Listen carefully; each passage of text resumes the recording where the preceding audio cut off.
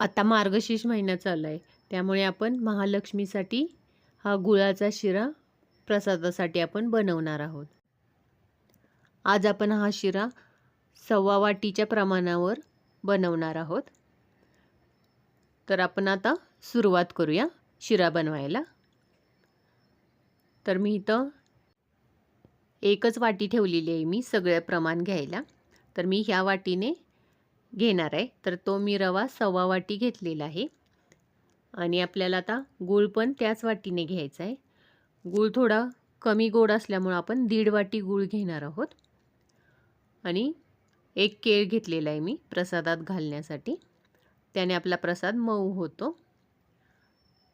तर आता आपण ड्रायफ्रूट घेतलेले आहेत. आपल्या आवडीप्रमाणे आपण कमी जास्त घेऊ शकतो. आता मी तर ह्याच वाटीने 2 वाट्या दूध घेतलेलं आहे आणि त्यामध्ये 1 वाटी आपण पाणी घालायचं आहे. आपण 1 वाटी पाणी घातलेलं आहे आणि त्याच वाटीने आपण 1.25 वाटी तूप एका कढईमध्ये घेऊया. इथं मी तूप घेतलेलं आहे. आता आपल्याला तूप थोडं गरम करून घ्यायचं आहे.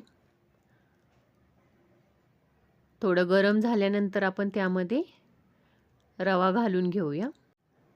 रवा टाकल्याबरोबर एकदम फेस आल्यासारखं होतं इतपत आपल्याला तूप हे गरम करून घ्यायचं आहे. त्यानंतर आपल्याला त्यामध्ये रवा टाकून घ्यायचा आहे. आता आपण मीडियम गॅसवर रवा 5 ते 6 मिनिटासाठी चांगला भाजून घेणार आहोत. आपल्याला कमी गॅसवरच हा भाजून घ्यायचा आहे. त्यामुळे आपला रवा एकदम खमंग असा भाजला जातो. आता आपला भाजत आलेला आहे. मी इथं 5 ते 6 मिनिटं रवा चांगला कमी गॅसवरच भाजून घेतलेला आहे. आता ह्यामध्ये आपण ड्रायफ्रूट घालून घेऊया. हे पण आपल्याला 1 ते 2 मिनिटासाठी रव्यासोबत भाजून घ्यायचे आहेत.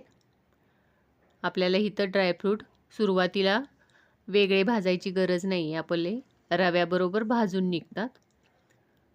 आता आपले ड्रायफ्रूट पण चांगले भाजत आलेले आहेत आणि आपला रवा पण चांगला भाजलेला आहे. तर आता ह्यामध्ये आपण केळ घेतलेलं ते बारीक कट करून घालूया. आपल्याला आता हे केळ एकदम मऊ होईपर्यंत रव्यासोबतच आपल्याला हे 2 ते 3 मिनिटासाठी चांगलं भाजत ठेवायचं आहे. आता आपला केळ रव्यासोबत भाजतोय तोपर्यंत आपण घेतलेलं दूध ह्याला उकळी आणून घेऊया. ह्याला उकळी आल्यानंतर आपण हे दूध ह्या रव्यामध्ये घालून घ्यायचं आहे. आपल्याला एकदम थोडं थोडं सुरुवातीला घालायचं आहे. नाहीतर ह्याच्यात आपण तूप घातलेलं असतं त्यामुळं हे अंगावर उडण्याची शक्यता असते. त्यासाठी आपल्याला एकदम थोडं थोडं घालून मिक्स करत करत हे दूध आपल्याला ह्यामध्ये सगळं मिक्स करून घ्यायचं आहे. तुम्ही हे दूध घालताना थोडी काळजी घ्या, कारण तुपाचं प्रमाण जास्त असल्यामुळं ते अंगावर उडतं आपल्या. त्यामुळे एकदम थोडं थोडंच आपल्याला हे सगळं दूध ह्यामध्ये घालून घ्यायचं आहे. इथं मी सगळं दूध घातलेलं आहे. तर आपण आता 1 मिनिटासाठी चांगलं मिक्स करून घेऊया. हे रवा लगेच फुलायला लागतो आहे आपला. आता बघा आपला चांगला फुललेला आहे. तर आपण इथं 2 मिनिटासाठी ह्याच्यावर झाकण ठेवून देऊया. 2 मिनिटं आपण रवा चांगला वाफवून घेऊया. इथं मी 2 मिनिटं वाफवून घेतलेला आहे रवा. आपला रवा एकदम घट्ट असा झालेला आहे आणि चांगला शिजलेला पण आहे. आता आपण ह्या एकदा परतवून घेऊया. आपल्याला हा रवा जाड कढईमध्येच करायचा आहे, म्हणजे खाली जळणार नाही. आता ह्यामध्ये आपण गूळ घेतलेला तो घालून घेऊया. तो पण आपण रव्यामध्ये चांगला परतवून घेऊया.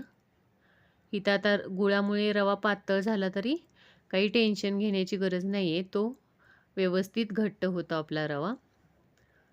आपल्याला असंच 3 ते 4 मिनिटं रवा थोड्या थोड्या वेळानंतर परतवून घ्यायचं आहे. गूळ विरघळल्यानंतर आपला रवा आता घट्ट होत चाललेला आहे. आपल्याला हा 2 ते 3 मिनिटं कमी गॅसवरच परतवून घ्यायचा. आपला रवा आता तयार झालेला आहे. गूळ पण सगळा विरघळलेला आहे आणि रवा पण आपला घट्ट झालेला आहे.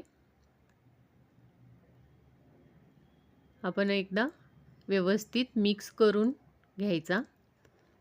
आणि आता ह्यामध्ये आपण थोडी वेलची पावडर घालणार आहोत. मी इथे 1 चमचा घेतलेला आहे. साखर आणि वेलची बारीक केलेली, त्यामुळे 1 चमचा वेलची पूड घेतलेली आहे.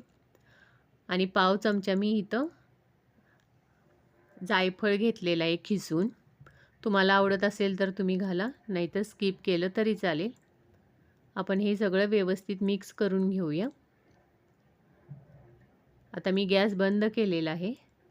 आपण आता हे चांगलं मिक्स करून घेऊया. आपल्या शिऱ्याचा सुगंध पुऱ्या घरभर पसरलेला आहे. एकदम मस्त असा आपला शिरा तयार झालेला आहे. तुम्हाला इथं गुळाचा शिरा आवडत नसेल तर तुम्ही गुळाऐवजी इथं साखरसुद्धा वापरून बनवू शकता. तर आता आपण हा सर्व करायला घेऊया. आपण आता हा प्रसादासाठी बनवतोय, त्यासाठी आपण एका बाउलमध्ये सगळा शिरा काढून घेऊया. आणि आपण वरून तुळशीचं पान ह्यामध्ये ठेवून देऊया. आपला महालक्ष्मीचा प्रसाद आता तयार झालेला आहे.